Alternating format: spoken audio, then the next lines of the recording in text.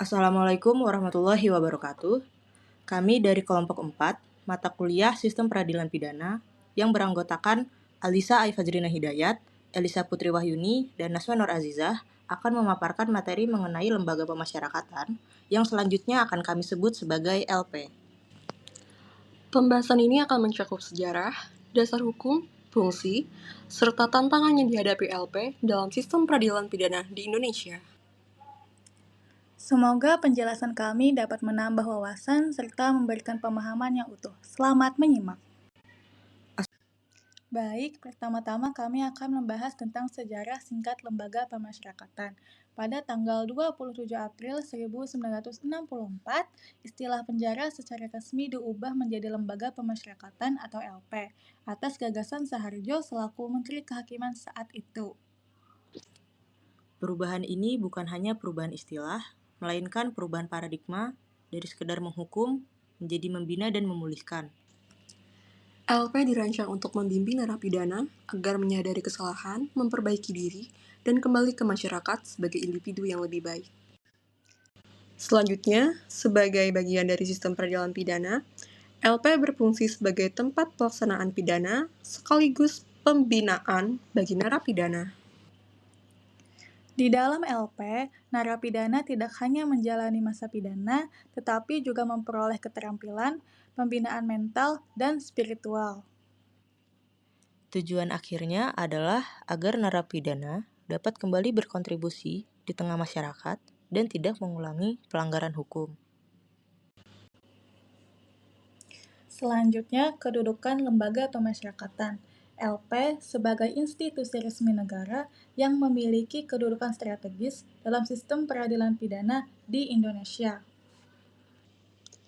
Kedudukannya berada di bawah naungan Kementerian Hukum dan Hak Asasi Manusia Republik Indonesia, yang bertanggung jawab langsung atas pengelolaan dan pelaksanaan pemasyarakatan.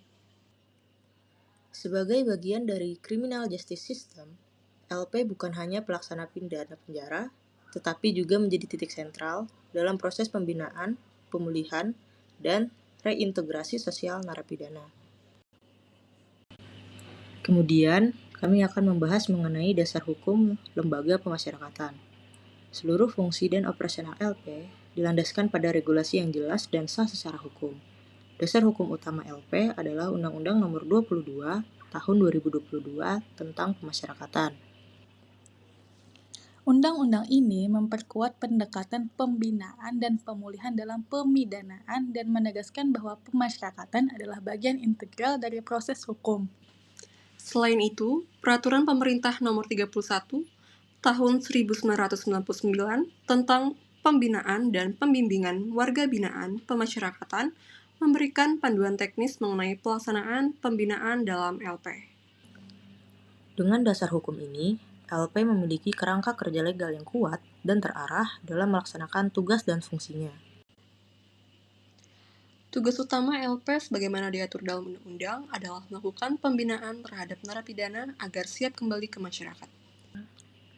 LP juga bertanggung jawab atas pengamanan fisik dan administratif narapidana, serta memastikan ketertiban dan keamanan di dalam LP. Sarana dan prasarana juga menjadi tanggung jawab LP untuk mendukung keberhasilan proses pembinaan dan pengamanan.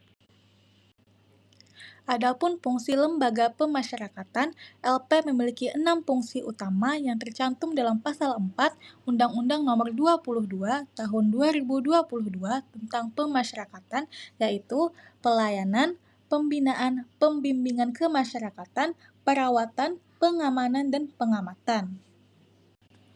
Yang pertama, pelayanan. Fungsi pelayanan dalam LP mencakup pemberian hak-hak dasar narapidana secara manusiawi. Hal ini termasuk pemenuhan kebutuhan pokok seperti makanan, pakaian, tempat tinggal yang layak, serta layanan kesehatan. LP juga wajib memberikan pelayanan administrasi seperti pencatatan identitas narapidana, akses komunikasi dengan keluarga, hingga bimbingan keagamaan.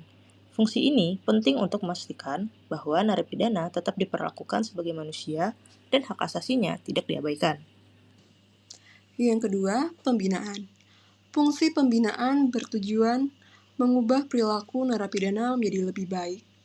Program pembinaan mencakup pelatihan spiritual, moral, intelektual, serta penguatan kesadaran hukum. Tujuannya adalah agar narapidana mampu menginternalisasi nilai-nilai yang benar dan tidak mengulangi perbuatannya di masa depan. Pembinaan juga diarahkan untuk menumbuhkan disiplin dan rasa tanggung jawab. Yang ketiga, pembimbingan kemasyarakatan. Fungsi ini menyiapkan narapidana untuk kembali ke masyarakat dengan baik melalui pendekatan sosial. Pembimbingan dilakukan oleh pembimbing kemasyarakatan atau PK yang memberi pendampingan secara psikososial. Program ini mencakup pelatihan keterampilan kerja, pelibatan keluarga, serta kegiatan integrasi sosial menjelang masa bebas. Tujuannya adalah untuk mencegah stigma sosial dan mempermudah narapidana dalam beradaptasi kembali setelah keluar dari LP. Yang keempat, perawatan. Perawatan dalam LP mencakup perhatian terhadap aspek fisik dan mental narapidana, termasuk di dalamnya pemeriksaan kesehatan rutin, penanganan penyakit menular, serta dukungan psikis bagi mereka yang mengalami stres atau depresi selama masa pidana. LP wajib menyediakan tenaga medis dan fasilitas kesehatan yang memadai untuk mendukung fungsi ini. Perawatan juga menjadi indikator bahwa LP tidak hanya memenjarakan, tetapi juga menjaga martabat dan kualitas hidup narapidana. Yang kelima, pengamanan. Pengamanan merupakan fungsi vital dalam LP untuk menjamin keamanan internal dan eksternal. Hal ini mencakup pengawasan, pergerakan narapidana, pengendalian barang masuk dan keluar, hingga penanganan situasi darurat seperti kerusuhan atau upaya pelarian. Fungsi pengamanan juga melibatkan prosedur keamanan berbasis teknologi, serta pembinaan disiplin kepada narapidana agar LP tetap kondusif.